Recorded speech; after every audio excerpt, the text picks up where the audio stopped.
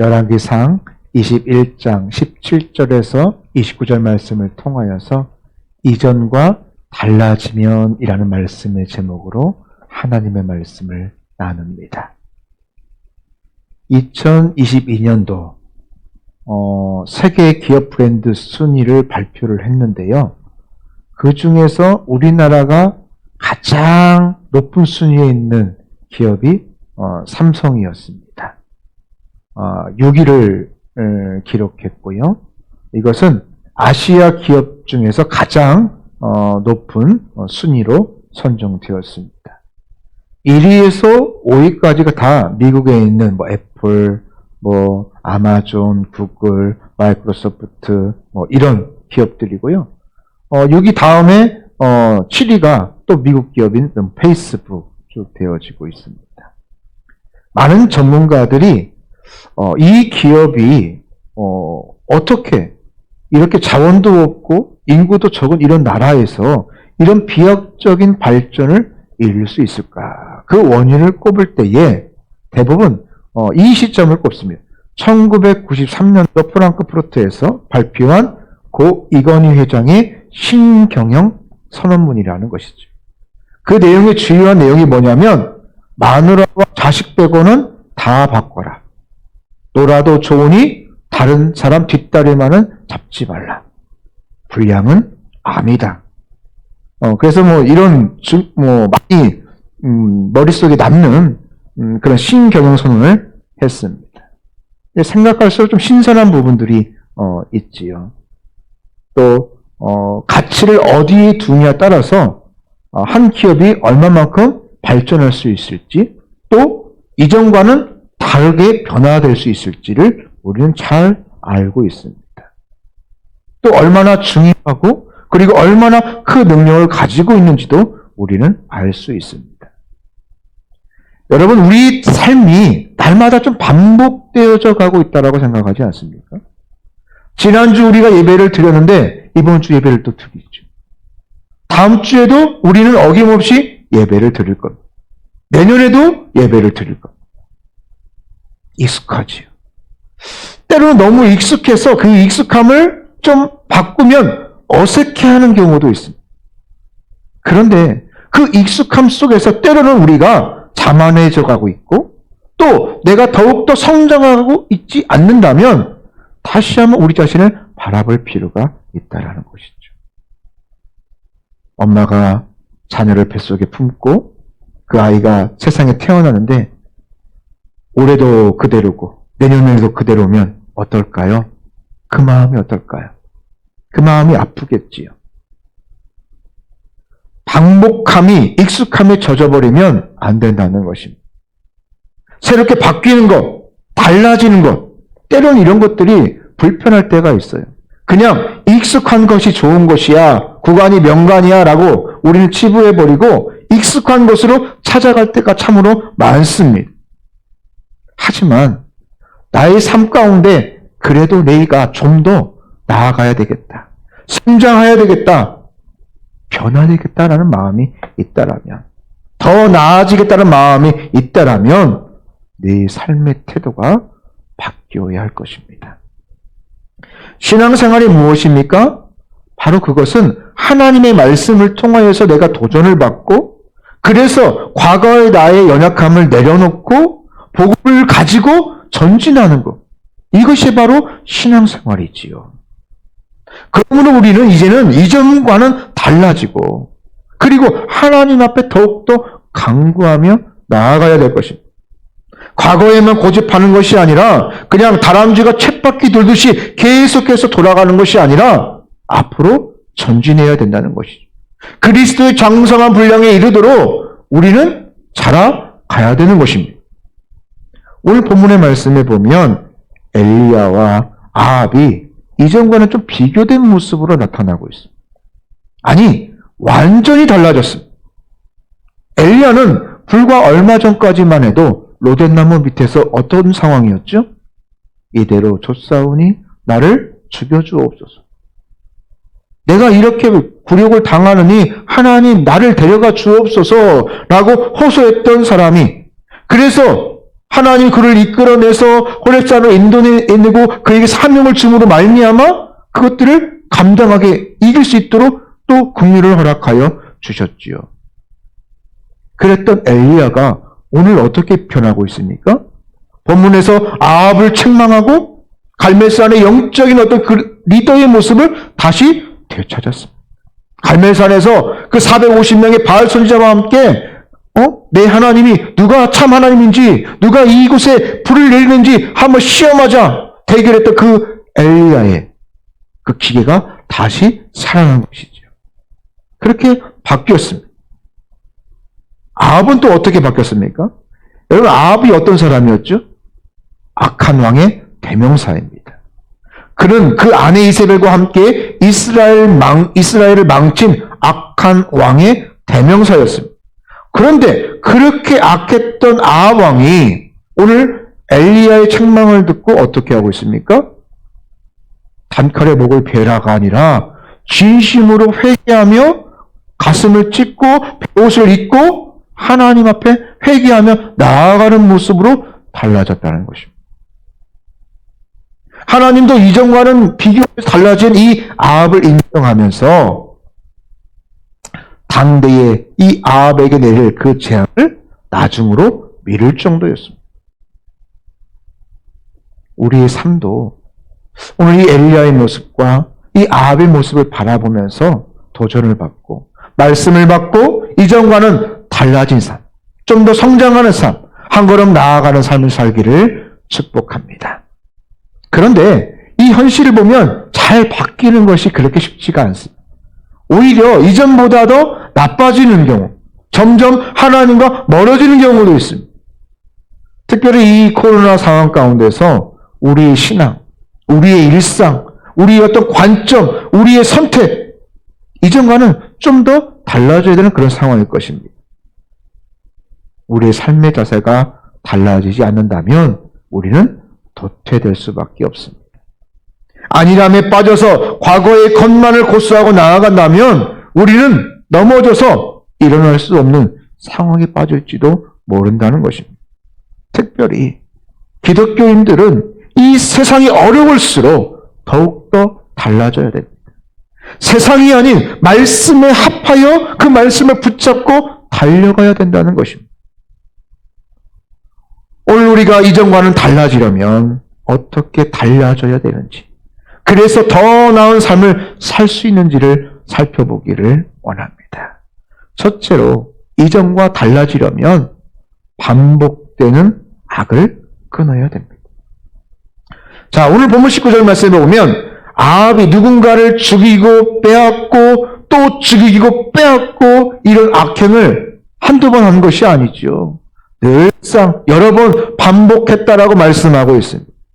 그래서 하나님도 이 아합과 이세벨 그리고 그 후손을 향한 징계와 심판을 재차 오늘 말씀을 통해서 강조하고 있습니다. 그런데 그렇게 완악했던 아합이 오늘 본문 27절 말씀에 보니까 엘리야의 책망을 듣고 이전과는 완전히 달라졌어요. 완전히 순한 양이 되어져 버렸습니다.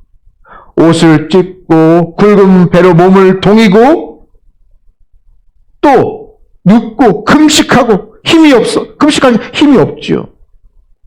이 모습이 여러분 어떤 모습입니까? 유대인들이 진심으로 회개하며 하나님 앞에 나아갈 때의 어떤 표현의 모습. 오늘 아합이 과거의 이 악행을 끊어버리고 새롭게 됨으로 말미암아 많은 것들이 달라졌습니다.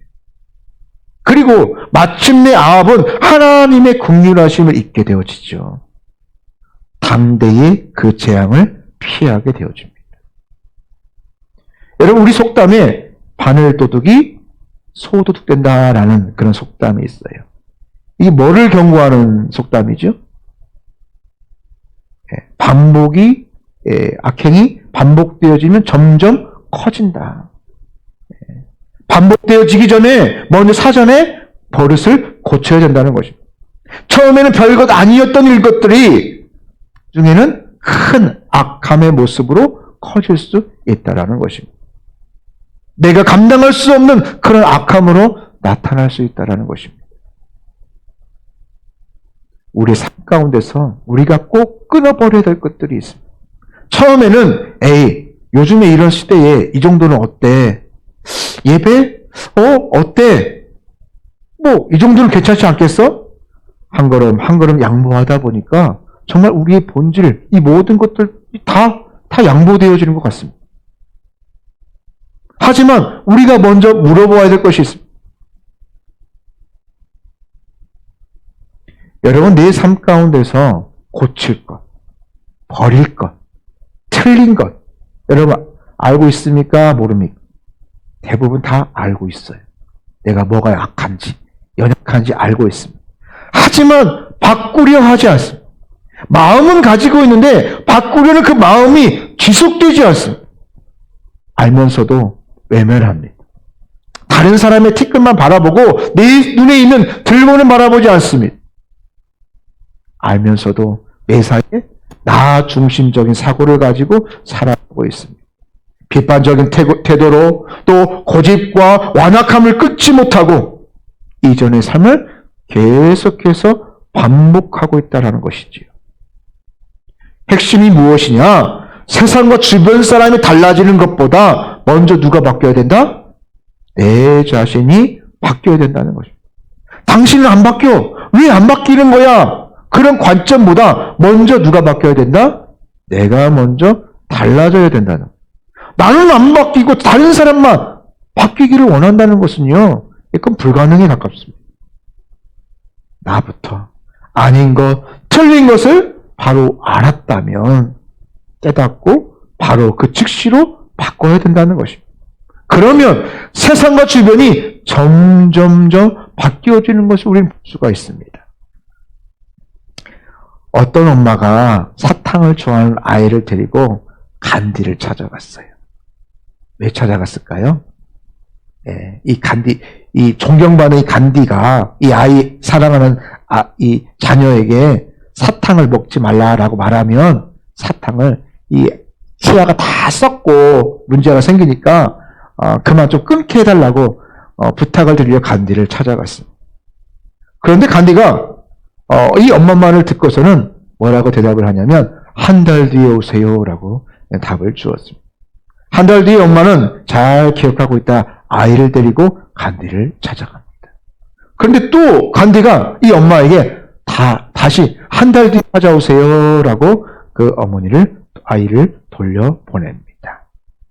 세 번째 찾아갔을 때 간디가 아이에게 아이야 건강과 치아에 좋지 않으니까 사탕을 조금 줄이거나 끊는 것이 좋을 것 같다 라고 충고를 해줍니다. 타이르지요. 그랬더니 아이가 간디가 말을 하니까 그래요? 그럼 한번 해볼게요. 한번 끊어볼게요. 힘들지만 한번 해보겠습니다 라고 대답을 하는 거예요. 너무나 쉽게 대답을 하는 거예요. 그것을 보던 엄마가 어떤 마음이 들었을까요? 감사합니다. 그런 마음도 들었지만 아니 이렇게 쉽게 될 것을 왜 3달 전에 처음 찾아왔을 때 이렇게 그냥 쉽게 말해주면 금방 일이 진행될 것을 왜 우리를 몇 번이나 찾아오도록 만들었습니까? 라고 되물었습니다. 항의 비슷하게 물었어요. 그랬더니 간디가 뭐라고 대답하냐면 사실 나도 사탕을 좋아해서 이 사탕을 끊는데 2-3달이 걸렸다는 거예요. 나도 이 사탕을 못 끊는데 어떻게 내가 이 아이에게 사탕을 끊으라고 말할 수 있겠습니까? 그래서 자신도 한번 도전을 해본 거예요. 사탕을 나도 한번 했는데 한 달 동안 해보니까 안 되는 거예요. 2달 동안 해보니까 안 되는 거예요. 결국 자신이 이제 거의 3달이 걸쳐서 사탕을 이제 끊을 수 있으니까 그제서야 그 아이에게 그런 충고를 할 수 있었던 것이지요. 내가 달라져야 다른 사람을 변화시킬 수 있다라는 것입니다. 오늘의 문제는 어디에 있느냐면 나는 달라지지 아니하면서 다른 사람은 달라지라라고 강요하고 있다는 사실. 특별히 우리가 어떤 믿는 사람들이 자칫 어떤 독선의 모습으로 그렇게 보여줄 수 있다라는 것이죠. 당신은 이전과 달라지지 아니하면서 왜 나만 이렇게 바뀌어지기를 강요하니? 그런 모습으로 보여줄 수 있다는 사실. 그 사람이 변화되기를 원한다면 누구부터 변하자? 나부터 변해야 된다는 것입니다.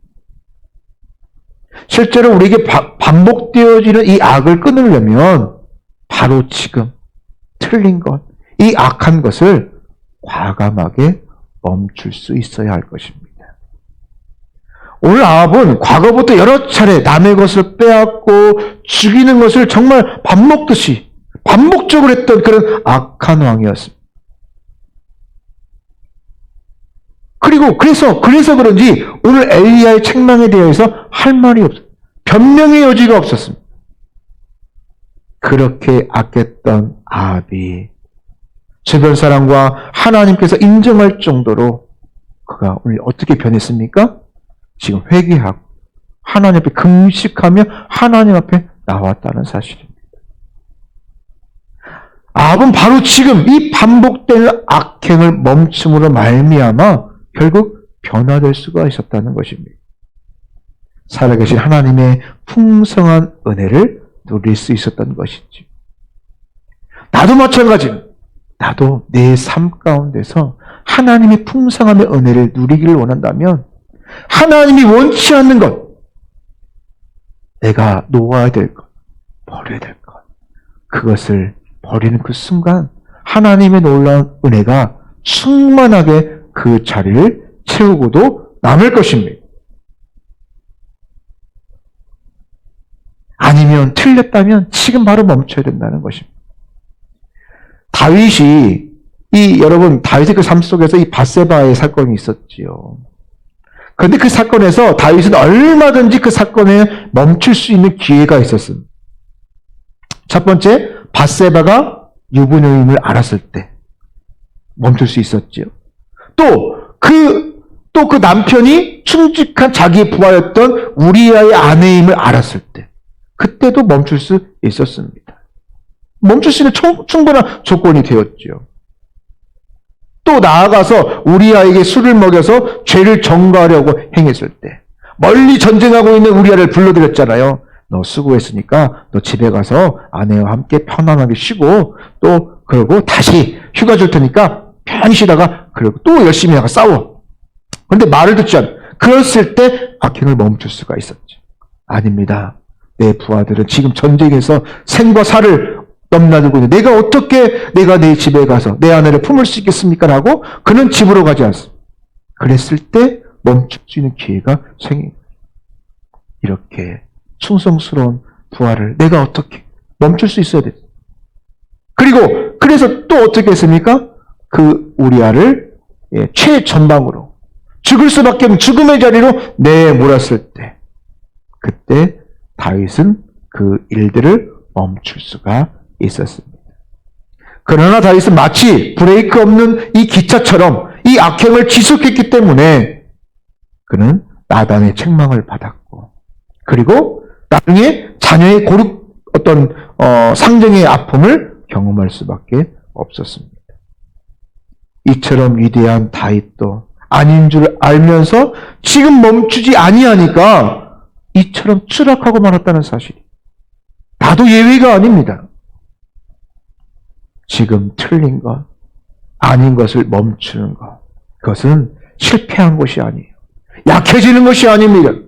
오히려 지금 틀린 것, 아닌 것을 멈추는 것이 미래를 여는 용기요, 더 강해지는 비결이라는 것입니다. 지금 내가 멈춰야 하고 달라져야 될 것이 여러분 무엇일까요? 여러분 이번 주 숙제가 바로 그것입니다. 내가 멈추고 달라져야 될 것, 그것들을 과감하게 내려놓는 것입니다. 바로 지금 우리 신앙생활 가운데서 내가 선택하고 결정하는 데 있어서 우리가 멈춰야 되고 또 버려야 될 것이 무엇인가? 참으로 중요하다는 사실입니다. 어쩌면 거짓과 위선, 고집과 완악함, 불평과 원망, 정죄와 지적, 미움과 무시, 이런 것들을 우리가 버리고 멈춰야 할 것입니다. 분명한 것은 지금 멈추면 반복된 악을 이길 수 있다는 것입니다. 계속하면 그 악이 나를 삼킬 수밖에 없다는 사실. 지금 멈추면 미래가 있고 승리가 있지만 멈추지 아니하면 나는 절대로 달라질 수가 없다라는 것입니다. 여러분, 한 주간도 오늘 말씀을 붙잡고 악을 멈춤으로 말미암아 완전히 달라져서 날마다 승리하는 한 주가 되기를 축복합니다. 두 번째로, 이전과 달라지려면 하나님의 말씀을 가지고 세상 가운데로 나아가야 됩니다. 자, 오늘 본문에서 아합을 향한 엘리야의 책망은 어떻습니까? 두렵고 참으로 강력합니다. 그냥 왕이시여 회개하옵소서, 하나님의 징계가 크옵나이다, 그 정도로 끝나는 게 아니에요. 엄청납니다. 정말 살벌하죠. 개에게 물이 뜯기고 개의 밥이 되고 죽어서 입에 담을 수 없는 그런 어떤 처참한 말들이 기록되어져 있습니다. 내가 죽이고 또 빼앗느냐? 그처럼 개가 너와 내 아내의 피를 핥을 것이다. 엄청난 재앙을 말하고 있죠. 그리고 내 후손도 또한 다 패망할 것이다. 얼마 전까지만 해도 크게 낙담하여서 죽여달라고 했던, 울부짖던 엘리야. 그 엘리야가 왜 이렇게 바뀌어진 걸까요? 하나님의 말씀을 받으니까 완전히 달라졌어요. 왜? TV 프로 보니까 우리 아이가 달라졌어요. 그런 프로가 있잖아요. 정말 신기하게도 정말 그 솔루션을 받고 하니까 아이가 점차 바뀌어지는 모습을 보니까 저렇게도 되는가 보다. 필요하구나. 나에게도 저런 모습들이 있었구나. 필요하구나.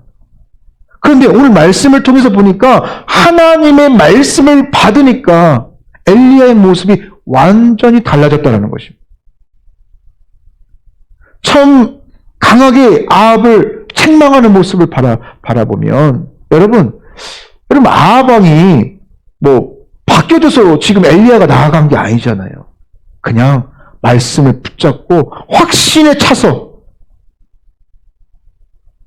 그 말씀을 가지고 당당하게 나아간 것입니다. 이전과는 완전히 달라진 것이지요. 우리는 하나님의 말씀의 능력을 너무나도 잘 알고 있습니다. 그리고 그 말씀을 매번 듣고 있습니다. 하지만 악한 세상에 위축되고 있어요. 두려워하고 있습니다. 그리고 기죽어서 살아갈 때가 너무나도 많다라는 것입니다. 우리가 오늘도 말씀을 듣고 감동과 도전을 받고 있지만 그 감동과 도전이 우리의 세상 가운데 내 삶 속에서 이어지지 않고 있다는 것입니다. 그래서 우리 삶 가운데 이런 능력이 나타나지 않는다. 말씀에 대한 확신. 하나님이 나에게 이런 말씀을 주셨으므로 그 누가 와도 나는 감당할 수 있다. 왕이 내 목숨을 위협하여도 나를 죽일지언정 그것이 무슨 문제냐? 무슨 대수냐? 하나님의 능력으로 확신을 가지고 나아가는 것이죠.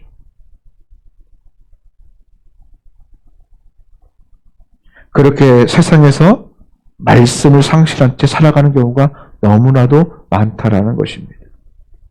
그냥 우리끼리 교회 안에서 함께 모여서 말씀의 능력이 있어, 예수 이름의 능력이 있어, 예수 생명의 권세가 있어.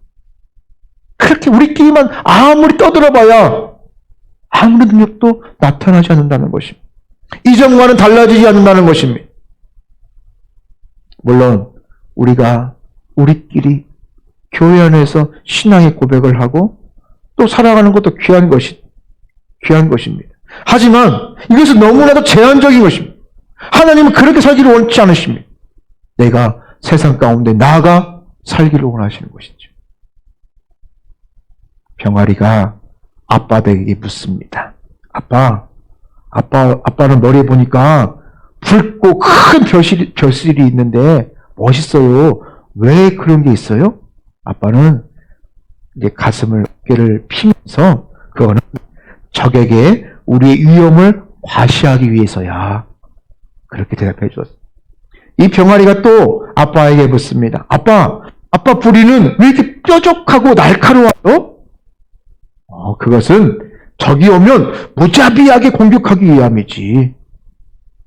또 병아리가 묻습니다. 아빠가 이제 여기 이제 좀 이제 목에 힘이 들어가는 거죠. 그럼 아빠 목소리 왜 그렇게 커요? 아침에 꺾여 하면 담을 다 깨는 것처럼 그렇게 왜 목소리가 그렇게 커요? 그건 먼저 적의 기선을 제압함이지. 그런데 병아리가 이 대답을 듣고 고개를 갸우뚱거리고 있습니다. 근데 아빠, 우리는 왜 닭장 안에만 있어요? 저밖에 못 나가고 벼슬 가지고 날카로운 불을 가지고 저들과 싸우고 큰 소리를 외치면서 나가서 자연을 속에서 살아야 되는데 아빠, 왜 그런데 우리는 닭장 안에만 있어요? 두렵게도 오늘 우리는 닭장 안에서 큰 소리치는 아빠 닭처럼 살아갈 때가 너무나도 많다라는 것입니다. 나는 은혜도 받았고 하나님으로부터 이런 사랑도 받았는데 그 은혜가 그냥 우리끼리만의 고백이었다는 것이죠. 여러분, 한 주간 동안 우리가 교회 안에서 보내는 시간보다 분명한 것은 내가 내 가정에서, 내 직장에서 세상 가운데 살아가는 시간이 훨씬 더 많죠. 안 그렇습니까? 다 그렇죠. 그렇다면 우리가 들은 이 말씀, 교회보다 세상 가운데서 더욱더 신실하게 이 말씀을 가지고 살아가야 될 것입니다. 왜 말씀의 능력이 나타나지 않느냐? 왜 그러냐? 이 시간만 그렇구나로 끝난다는 거예요. 내 삶 속에서 그 말씀을 붙잡고 확신을 가지고 세상 사람이 뭘 하여도 그 말씀의 확신을 가지고 능력의 말씀을 붙잡고 살아가야 된다는 것입니다. 그럴 때 내 삶이 이전과는 달라질 수 있다는 것입니다. 확신을 가진 것과 확신이 없는 것은요, 엄청난 차이가 있어요. 보고, 듣고, 경험하고, 내가 이 말씀에 확신이 든다면요, 그 어떤 것이 와도 두려울 것이 없습니다. 오늘 본문 가운데서 큰 책망을 들은 아합이, 여러분, 누가 권세를 가지고 있습니까, 지금? 아합이 권세를 가지고 있잖아요.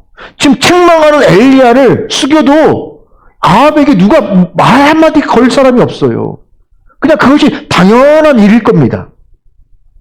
어쩌면 엘리야는 지금 목숨을 걸고 아합 앞에 서 있는 것입니다. 그리고 하나님의 말씀을 증거하고 있는 것입니다.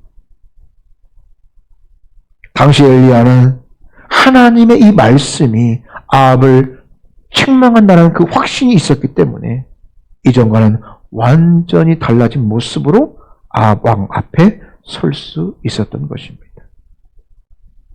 여러분, 그렇다면 하나님의 자녀인 저희가, 예수 그리스도의 십자가와 부활의 기쁨을 맛본 저희가, 그 확신을 가지고 있는 내가, 여러분 어떻게 살아가야 될까요?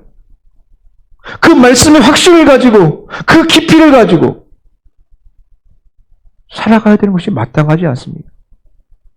말씀에 대한 확신은 그 믿음의 깊이와 비례합니다. 그래서 그 삶의 태도는 세상을 대하는 태도, 세상을 바라보는 관점, 그것으로 나타날 수밖에 없다는 것입니다. 그런데 그러함에도 불구하고 우리의 문제는 어디 있느냐? 말씀에 동의하죠? 옳다고 인정하지요? 그런데 생명의 말씀, 하나님의 말씀이라는 이 확신이 네 삶 속에서는 점점 줄어져 가고 있다는 것입니다. 일반 성도는 물론이고 신학자들도 다양한 추구하면서 변명으로 말미암아 주님의 말씀을 확신하지 못하고 있어요. 그런가? 그럴까 보다? 선악과를 향하여서 하나님이 뭐라고 말씀하였습니까? 먹는 자는 정령 죽으리라. 그런데 사단마귀가 뭐라고 그걸 꼬아서 말합니까? 죽을까 하노라. 이게 확신이에요.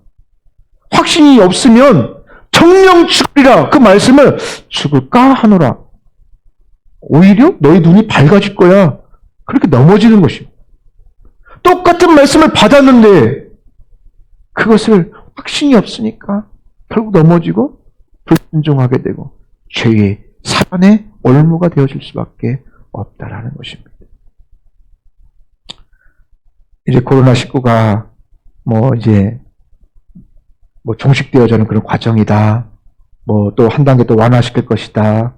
또 한 단계 완화시켰음에도 불구하고 빠른 속도로 확진자가 감소되어지는 추세다. 참 반가운 소식이지. 그런데 우리가 이런 환경을 극복하려면 우리가 신뢰해야 되는 것은 세상의 뉴스가 아니에요. 세상의 뉴스는 이 가변적인 것입니다. 이게 얼마 전에 맞았던 것이 또 불과 얼마 전에는 잘못된 것이랍니다. 잘못된 결과랍니다. 진실이 아니랍니다. 거짓이랍니다. 그런 일들이 여러분 참 많이 있습니다. 하나님의 말씀을 더욱더 확신하게 붙잡으시기를 바랍니다. 하나님의 말씀은 변하지 않습니다. 상황에 따라 변하지 않습니다. 그 확신의 말씀을 붙잡고 나아가야 세상 가운데서 하나님의 자녀로 당당하게 살 수 있다는 것입니다. 오늘 이 세상 가운데 폭포수와같이 쏟아지는 정보들이 있어요. 하지만 그것들 가운데 무엇이 정말인지, 언제 끝날지, 정말 이렇게 하면 되는 건지, 거기에 대한 정말 누가 확답할 수가 없습니다. 다 가변적이기 때문입니다.